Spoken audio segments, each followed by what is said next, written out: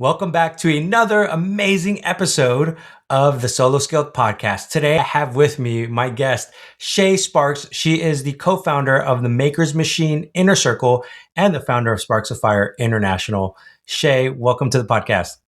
Oh, thanks for having me, Ken. I'm so excited to be on here with you. And I just want to say congratulations to all the new things going on in your world. Yes. For those of you who don't know, I had a slew of episodes lined up. Shay was one of them. And literally, I think we were supposed to record that day or the next day. I can't really remember. And you were like, hey, are we recording? And I was literally in the hospital having our fifth child. So as you guys can imagine, the last 3 weeks of my world have been turned upside down in a great way, but it has Yes, been a lot. So Shay, thank you for being so flexible of course. with us. So Shay, tell us a little bit about your story. How did you first start your business? You know, everybody's got an origin story. We'd love to hear yours. Yeah, so I got to go way back, all the way back. So I actually am a former hairstylist, had a salon, and during that time of my life, I went through what I call my healing journey. I was able to get out of an abusive relationship, really peel away the layers of the onion that I am, that we all are, and heal. And I did that through Christian counselor, coaches, podcast, books. Journaling, like all of these different modalities, and really, as a healing slash spiritual journey. And through all of that, I would share the really profound, deep things that I would learn about myself with my hair clients. Like, for an example, I would say to my clients, like, hey, have you ever noticed how you talk to your loved ones? And they're like, yeah, I talk to my loved ones like just fine all the time. I'm like, do you? So do you ever use like sarcasm, or are you really good at communicating and saying what you mean and mean what you say and not saying it meanly? And they're like, oh, I'm fluent in sarcasm. I'm like, I know, me too. And what I learned is that is actually anger and a clown suit. Mm. So, what if you really were able to say what you mean and mean what you say and not say it meanly? And they're like, what? I wouldn't even know how to do that. Like, that makes me anxious and nervous just thinking about it. I'm like, I know, me too. And I'm really trying to dive into this whole like fear of being vulnerable and learn from the process of doing it scared. And they're like, what? And so then, as the weeks have gone on, they would come back and I'd say, so I practiced and I shared something with my dad, and my dad and I have just had this most amazing breakthrough in our relationship. And at this point, we're adults, we're a friendship. And they were like, wow, I'm going to do the same. And then they would come back after their 4 to 6 week next appointment, and they would like, I can't, whatever you said, whatever I applied, I did what you said, applied it to my relationship with, and I had so many. It was like my boss, my team at work, my kids, my parents, my spouse, and things started to shift. Wow. Like, yeah, I know, it's crazy, right?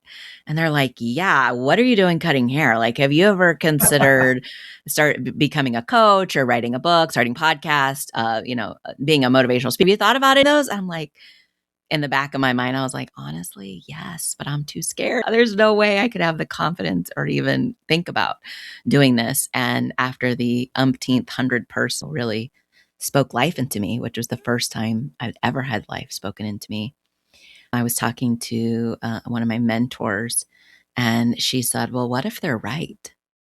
What if they see this in you and you just borrow the confidence from them and you learn? And I was like, well, I guess the worst thing that can happen is I learn new skills. Okay. And so that led me into doing all of those things, my coaching journey and becoming a coach and writing a book, starting the podcast and being a speaker. And it's just been really just the most profound, still a spiritual experience, because I'm really stepping into what I'm called to do, really stepping into my purpose. So yeah, that's my journey. Okay, so just so everybody's clear, in 5 minutes, Shay, you confronted me on sarcasm. I was like, oh gosh. But then the second thing is like, you were just talking about speaking life. Like Yeah. there was people who spoke life into you at the beginning of your journey where I'm sure there was like imposter syndrome, fear of man, fear of failure, all of those fears that we typically have. But there was enough people speaking life into you that were saying, hey, we think you could do this. And I love how you were talking about it. You're like, hey, if it doesn't work out, at least I've learned some skill sets along the way. Do you recall any of the specific words that people spoke into you that really kind of broke down those barriers of fear and just kind of made you say, okay, I'm going to go for it? Well, it was really like just that. Like, have you ever thought about doing this? Being a Okay. speaker? Have you ever thought about sharing your story? Have you ever thought about writing a book? You'd be so good at it. And really just kind of boosting that. Like, you'd be so good at it. This is what you're called to do. Like, you are helping me. You could be Mm, helping so many more people. And coming from one, an abusive relationship, but then going through all the things I learned was that it was, a abusive home. I didn't have anybody speaking life into me. I didn't have anybody who gave me words of affirmation. So then all of a sudden, I'm in my mid 30s at this stage of my life. And I'm like, I don't know what this is, but it feels good. And to have that boost of confidence, just seeing myself through other people's eyes, really, in my opinion, because I'm like I said, I'm a spiritual person. I really felt like it was God speaking through them. So I got a glimpse of what God saw in me as well. that's great. Okay. So a lot of it has been driven by your faith, and I'm a strong believer. So that's part of the reason why we've connected so well. Yeah. Um, when you fast forward as today, what does your business look like? Mm. So what the when you mentioned the maker's machine inner circle, so that is actual community. It is for purpose driven entrepreneurs and creators, and it is networking slash mastermind slash accountability group that meet on a regular basis and really speak life into each other, hold each other accountable, and mastermind, life's most toughest challenges. And I say life because it's not always about business, right? So that's really where my business has gone. And I am also a coach. I am coaching one of the most world renowned coaches in the world, Tony Robbins. I'm coaching his clients. I work with his group, and I work with his business partner, Dean Grazioso's on AI. And so I'm teaching and training and really working, coaching with like how to help business owners use AI that taps into that human interaction, or as I like to call it, hi, human interaction. Yeah. Yeah. My business partner, we call it the human edge. We're always Mm. about like human first and then AI driven. Yes. Yes. So I'm curious, you got your hand in a lot of plates, and we could go in a lot of different directions here, but we use AI quite a bit. I'm Yeah. curious for those who are starting a business right now, what are some, the most misconceived or biggest myths that you have seen when it comes to AI? That they're mind readers. Yeah. Okay. Okay, that's one of the biggest myths. What I help with is really like narrowing down and chunking down to who you are at the core of as a person, as a business owner, and the pain point that you're really trying to solve, and then connect it to the why that's really important, connecting it to your purpose. And then we put that into AI and create a clone, and then you can create everything you want from there rather than just going and asking a question and being like, well, this is what it told me. And then I'm gonna copy and paste it and then have this awkward dash in the middle of all these weird sentences, right? That you can't get rid of. Yeah. Okay. So by you narrowing down, you niching down on either the project or whatever they're working on, have you found a certain way to teach AI to people that they've like fallen in love with and like, oh my gosh, this makes sense to me? Because I know several people who are still in I would say AI is still in the early adoption phase. Yeah. Yeah. Yeah. I think what it really is being able to understand, ChatGPT is a great example of being able to create a clone and what that looks like, and then being able to create projects inside that clone rather than just going and saying, I'm a whatever business owner, as I knock my mic over. I'm a whatever business owner and this is what I do and blank. And then you get this like generic, Yeah. less humanized response. And yet you're like, oh, this is great. And it is, don't get me wrong, it is. And yet it could be so much more. And so the aha moment that I'm finding with clients is that, wow, I had no idea this could be so much more. Yeah. How do you help them get there where there's so much more? Like, how do you help them build the clone and all that stuff? Yeah. So I just help them walk through all these different questions on really figuring out and filling out kind of a document, really, but it's just a lot of questions on, like I said, asking what it is that they do, who do they serve, why it's important to them, why it would be important to the people they serve, and then the outcome that they're helping with. Yeah. And I love it when I'm working with really purpose driven, service driven clients rather than somebody who sells a wrench or a widget or something, right? Because the thing is wrapped up in their product rather than wrapped up in their purpose. Yeah. And that's what we're similar. It's like always looking for those impact driven or what we call expert led businesses that were like, hey, do you want to make an impact on people's lives? Because that's who we want to work with. And what I have found to be extremely useful with AI is in like, especially in ChatGPT, when you talk about like the personalization section, Yeah. like you can always put certain things. I've also put my core values in there. Like this is the way I think and the way I process and how all decisions are structured. So then when it prompts me or gives me answers to things, it's coming more from my perspective versus just like, here's what the grand internet says, and I'm like, Yeah. that's not what I believe. But now it does structure it the way I believe because of my core values. Agreed. And it's funny. You're like, and this is what all of the internet says you should do. And it's like, well, think about how many people are asking the same question. Yeah. So they're giving the same answer to all these people. So that's why it's so important, like you said, to really put in those very specific, personalized things. Like, what are your core values? What is really your purpose here? And when you think about it from that lens, then you're getting a more personalized, specific answer and direction for you rather than just everyone folding you into everyone on the internet. Yeah.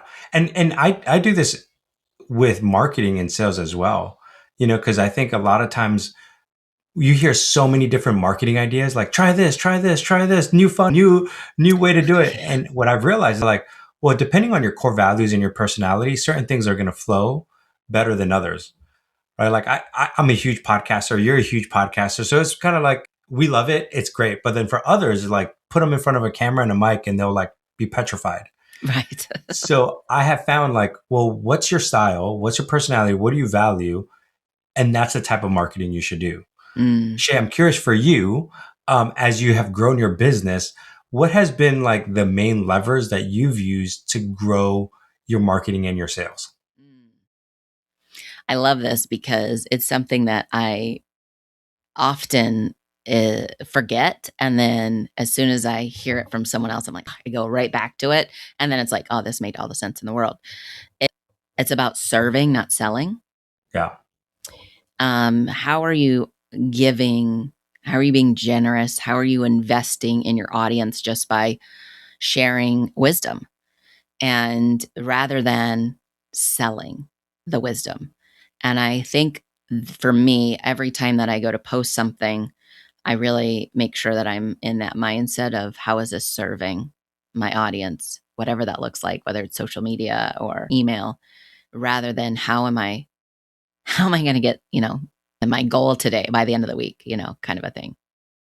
How do you stay in a place of serving where, the way I've heard it before is like serving is selling, right?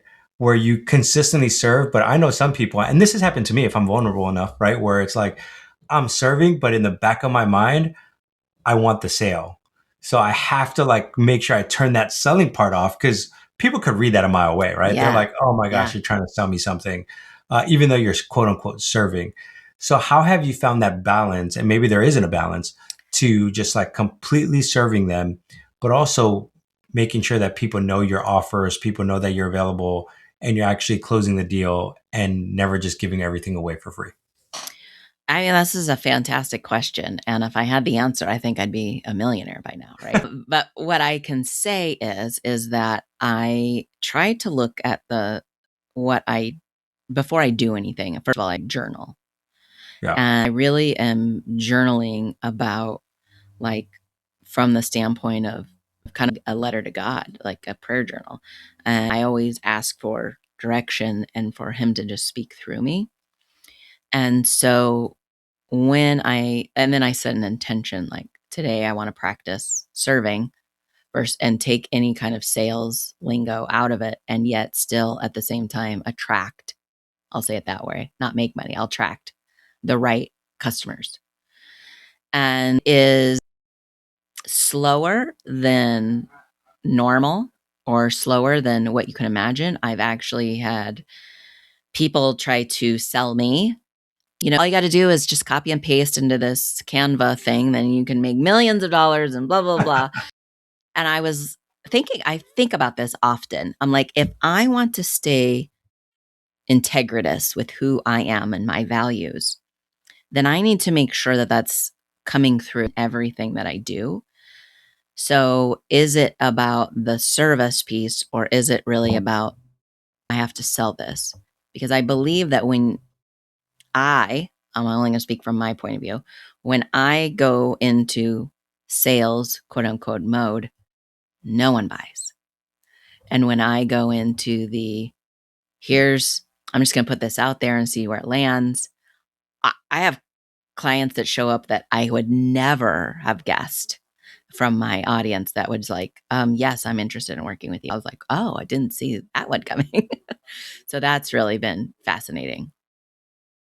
Yeah, I have found that same thing where, like, in my heart, when I feel like I don't need something from this individual, but I'm just completely there to be like, okay, how can I help you? And it's not Yeah. going to go anywhere. I'm not expecting anything, but I'm just going to, like, bless them to the nth degree.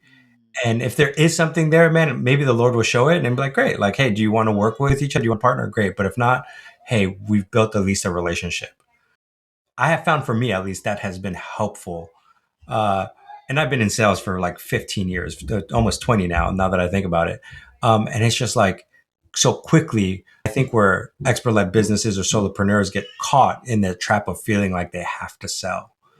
How have you, Shay, and you mentioned journaling, you've mentioned just kind of like serving. Is there anything else that you've done to make sure that you don't fall into that trap of like, I feel like I have to sell? Uh, so I want to take this back to my salon days, right? So one of the things that I learned early on in my career was, do you have service, and then you can like do an add-on, right, of different things. You can add on different services, you could add on retail products. And it's real. One of the things I learned from my dad, actually, who is also an entrepreneur and in sales, is that sales isn't always about it's about providing the benefits. So instead of focusing on, for an example, like, I'm using this product on your hair today because you had just told me that this is how you style it. This product would work really well because it will help you with shine and control and frizz and da da da da da. And here, you want to put it in their hand, smell it, taste it, not taste it, but smell it, feel it, Yeah. whatever they want to do with it, right? And then release attachment, which is the key to whether they buy it or not.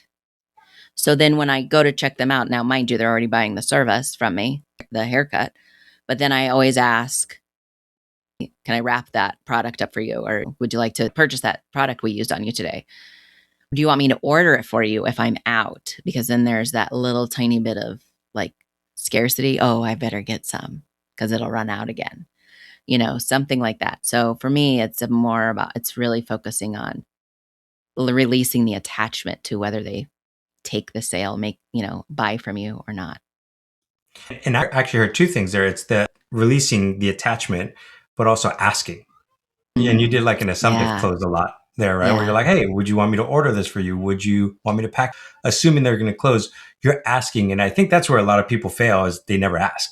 Yes. Even scripture talks about that. Yes. You have not because you ask not. Right? It's just like Yes. sometimes you just need to ask, and people be like, "Oh yeah, I would love to do this. I would love to partner with you." And is that correct that I'm hearing those two things Yep. there? You're right. Yep. You're right. Yep. They ask. When it comes to asking, what do you find is key attribute or maybe a key skill set in asking where it doesn't sound pushy or it doesn't sound offensive and it's genuinely there to serve? I love this because I call it the power of ask, right? And ask is an acronym, stands for ask, seek, knock, right? So the ask is ask for what it is that you want, or, ask for the sale, and then seek the opportunity for what else you can add, how else you can add value, and then knock to see if there's something else. So sometime else, right? It might not be right now, but you're knocking to see if there's well, next time. Well, when you run out of product, you'll have that, let me know before your next haircut and I'll order you some and I'll have it waiting for you. So there's possibilities in just the ask than just the sale. Because a lot of times that seek could also be planting the seed. And I think people forget that they assume the no means no, not right now, or no, period, never ask me again. And the no actually is an acronym that stands for next opportunity. Yeah. And that's the biggest thing that I have found for a lot of new people in sales is just like, it's okay if they say no, because they may say yes later on. Yeah. Yeah. And what I love about what you're doing is that you're knocking, you're seeking for opportunities, but you're doing it in such a way that you're not closing the door, right? Where I think Right. most people shut it down and it's like, it feels sleazy. Like, oh, I don't want to talk to this person ever again. You're like, all right, well, there'll be another time. I like how you were talking like, hey, do you want to order this in case you run out in the Yeah. future? It's like, you're just looking for opportunities. Well, and yeah, and I want to say this because I feel like sales might be like a dirty word. I'm pausing there because Yeah. I'm trying to figure out the right phrase. I'm pausing because I'm like, is this going to make sense if I say it? So, I'll just keep talking. So it can be used as like a dirty word, like, oh, I don't want to be attached to sales. Like, that's who I Yeah. am, a salesperson. Because when you say salesperson, I immediately picture the old school, like used car salesman that's kind of like greasy hair and smarmy and trying to manipulate you. Right. And I'm from the thought process of sales is really, like I said, is really about showing the person the benefit of what you're offering. And as a solo entrepreneur, you get the opportunity to be flexible in that offer. Now, here's what I mean. So you might say, and I'm just going to make stuff up, right? We'll say as a coach, right? Here's my offer, 10 sessions at $1,000 in a package. Okay. $1,000 for 10. Yeah. Make easy math, right? And they're like, oh, that's my budget. Okay, great. So tell me what works in your budget. What are you willing to work with? Maybe they're like, well, I can only pay this amount of money. Okay, great. So what if we broke it down instead of an hour sessions or 10 sessions, we broke it down to maybe 30-minute sessions or 25-minute sessions, make it unique. It doesn't have to be 30, it can be 27 minutes, right?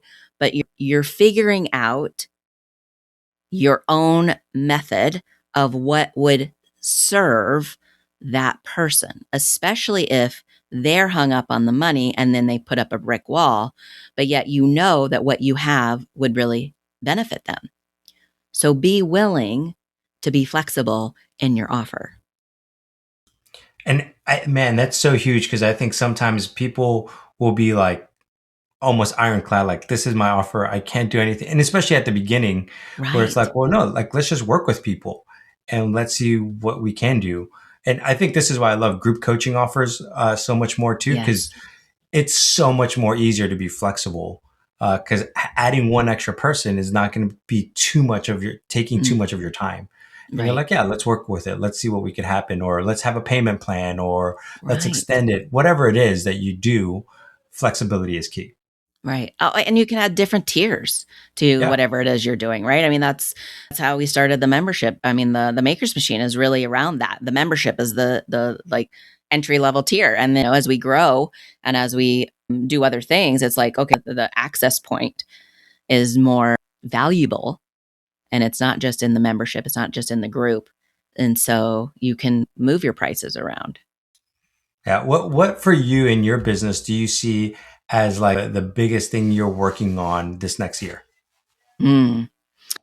So we've created this framework for the Maker's Machine, and I feel, and we've seen it because we've talked to enough people that, and it's just we've talked to enough people. The right door just hasn't opened yet. That what we're doing is so needed in bigger organizations, like corporate, like partnering with a bigger company, right? So right now we work with primarily solopreneurs, and there's so much need for what we're doing inside corporations for their, maybe it's just a team, or maybe it's a certain group of people, or maybe it's just, going completely off the grid and doing like their special interest group. I work with a lot of veterans, and I know a lot of key brands have like veteran special interest groups. And so when we go in there, we talk to them about, this is what we have to offer. They're so curious and they're so see the benefit. They just haven't said yes yet. And so that's really what we're working on in 2026 is aligning with the right partnerships for that. I love it. And that's my hope that when people listen to this podcast, they'll be like, oh, I could use it as a solopreneur, as a company. They'll be like, this is the thing. Shay, before we wrap up, there's a couple questions. There's something I do called the Fast Five. You've been in podcasting a while, so you're familiar with that. We'll address those in a little bit. But for those who are listening to this and they are saying, I'm intrigued by what Shay is talking about. I'm intrigued by the membership. Can you explain a little bit about who the membership is for and what would they get? Yeah, sure. So it is for purpose-driven entrepreneurs and creators. And I say creators, that could be podcasters, YouTubers, people who are making something in the world, whether it's craft or they're selling an Etsy, whatever it is. Yeah. And I have found that a lot of us work alone. We work from home, we're isolated, and we're feeling lonely. We might feel like they need some positive, uplifting energy. So remember I said about speaking life, right? Or they feel like they just don't have the network to turn to if they're just hitting a brick wall on a challenge. What I found in going to countless dozens and probably hundreds of networking events is that when you're in person and you're at a networking event, most people are trying to sell you and they pitch you. And then you walk away with a business card and then you have a stack of business card and all these pitches and then nothing, no real connection. And so what we really wanted was to create an inner circle for like-minded and like-hearted people to come together and be open and saying, hey, this is what my challenge is this week. I have an ask. I really need a connection to be able to take my business to the next level. This just happened, actually, if I can share this. One of the women, so we're all going to this podcast. Most of us, I shouldn't say most, I shouldn't say all. Some of us are going to this podcast conference in January. And one of the members said, hey, I would like to go, but I just don't have the funds. And I go, oh, do you need a hotel? I think we're sharing an Airbnb. We can get an Airbnb. She's like, what? I'm like, oh, yeah, I have a car. I'll be driving. So I get from the airport. She's like, what? And just those things, right? One guy said he was very vulnerable and he was like, I'm not sure I'm going to make it through the day. He was parenting, solo parenting, just because his wife was out of town working. And he was deep in his depression, very conversations with himself on money. And we went through this whole thing of speaking life into him and encouraging him. And in an instant, I can tell you that, gosh, probably 3 months later, he's thriving. So much is coming to him. And it's that breakdown before the breakthrough that we go through, that when you have a soft place of a community that you can vent that breakdown, and then people around you that are invested in your growth as well, that's what we do inside the Maker's Machine. We really help facilitate these conversations. We help facilitate mindset shifts, mastermind toughest solutions to your toughest challenges. And say somebody's like, well, I am so guilty of this. So I'll use my example. I've been guilty. I'm not really editing my podcast right now. And they're like, okay, do you need me to text you every day? I'm like, yes, yes, and yes. And that's what we do for each other because we're invested in each other's success inside the group. And so that's one of the many reasons I could talk about in the whole hour about why this is so important. It's about building a community. I love it. And community is for sure one of those things that so many solopreneurs, entrepreneurs are looking for. They just don't know which ones. And I'll Yeah. talk about more from a kingdom perspective, right? Yes. I know a lot of entrepreneurs who are like, I would love a community, but the ones that I see out there, it's all about like drinking, smoking, partying. And they're like, I have a family. I don't want to be involved in that. Right. And I want to glorify God. And you're over here saying like, hey, there's this community that we're doing those things and we're helping you holistic is what I'm hearing. It's like, Yes. here's your business, Yes. but we also understand there's personal life issues that come up. Yes, absolutely. So Yeah, it's business and personal development is what I call it. But it's also, and I love that you said about the smoking and the drinking and all that. I'm sober for 25 years and I don't smoke. And that was the other thing. I'm like, I want a happy hour of actually being happy for each other and not being around drinking. So yeah, I love that. yeah, exactly. I'm like, there's other ways to be happy besides a happy hour. Exactly. Shay, as we wrap up, I did mention we want to talk about Fast Five. These are 5 questions I've been asking everybody. I am doing a expert-led business trend report. So from everybody that I'm interviewing, and I'm going to take all of this data and then just kind of make a report for 2026. So same 5 questions I've been asking everyone, and just seeing where you land. So I'm not going to respond to them. I'm not going to comment on them. You can just give me quick 30-second responses to it. So question number one, what's something in your business you're experimenting with right now? A- Okay. Can you expand a little bit more on like, what do you mean by AI? Like, what do you do? yeah, so just experimenting with all the different ones, Chat GPT, of course, but also Perplexity, Comet, things like that. There's so many. I've been working with AI for so many years already, especially in the podcasting world Yeah. of, things like that. So yeah, just more of experimentation with AI. Love it. Okay. Question number two. Which part of your business feels the most in flux or that needs the most work on these days? Mm. Probably the details that I don't want to do, like the editing of my podcast, the social media posts. Writing them isn't the problem. It's like, and now I have to copy and paste and put it over here. And now I have to do it over here. It's just the little mundane things is probably the Yeah. most influx. Yeah. Yeah. I hate the mundane stuff. Question number three. What's a goal you're building toward this year that you're really, really excited about? Yeah. So our goal is to be sponsoring a networking or connection mastermind. I don't know what you want to call it. So there's a conference coming up in April that is Military Creator Con. And so I'll throw that out there, please. If you're in the military and you're a creator, go to militarycreatorcon.com and I'll see you there in April. And we're really focusing on sponsoring like a happy hour that revolves around happiness and networking and building each other up. So I'm excited about that. I love it.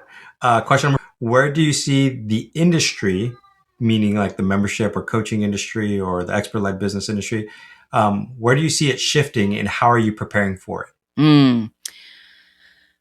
I'm doing my work internally of more healing and more really peeling away of really up leveling my skill set, especially in the coaching world. Just kind of how we talked about in the beginning, AI is here. And the more artificial as society we get to each other, the more human interaction is needed. And so everything that you're doing with the human, what did you call it? Human entry? And what we're doing with the human interaction, these are what's going to be needed the most. Even though the trend will be artificial blank, it's that human edge, that human connection that's going to be even more valuable. Okay. Question number five is what type of legacy do you want to leave behind when everything's all said and done with your business? That I've made a positive impact in the world. Okay. Shay, and maybe can I ask a follow-up question on that? What does positive impact look like? Mm.